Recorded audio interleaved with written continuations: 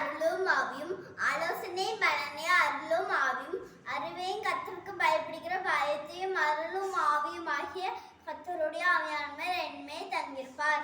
தேவரீர் என்னை ஆசீர்வதித்து என் எல்லையை பெரிதாக்கி உமது கரம் என்னோடு இருந்து தீங்கினை துக்கப்படுத்தாதபடிக்கு அதற்கெனை விலக்கி காத்தருளும். நீ பயப்படாதே, நான் உன்னுடனே கூட இருக்கிறேன். நீ செய்யாதே, நானும் தேவன்.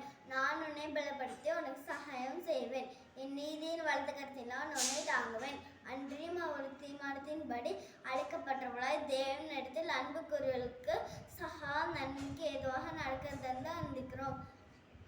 மேன்மை பாராட்டுகிறவன் பூமியிலே கிருபையும் நியாயத்தையும் நீதியும் செய்கிற கர்த்தர் நான் என்று அந்த உணர்ந்திருக்கிறதை குறித்து மேன்மை பாராட்ட கடவுள் என்று கர்த்தர் சொல்கிறார். இவர்களின் பிரியமா இருக்கிறேன்னு என்று கர்த்தர் சொல்கிறார். கர்த்தருக்கு காத்திருக்கிறவர்களோ புது பலன் அடைந்து கழுகுகளை போல சட்டைகளை அழித்து எழும்புவார்கள். அவர்கள் ஓடினாலும் இழிப்படையார்கள், நடந்தாலும் சோர்ந்து போவார்கள். சில ரதங்களை குறித்தும் சில குதிரைகளை குறித்தும் மேன்மை பாராட்டுவார்கள். நானோ என் தேவன்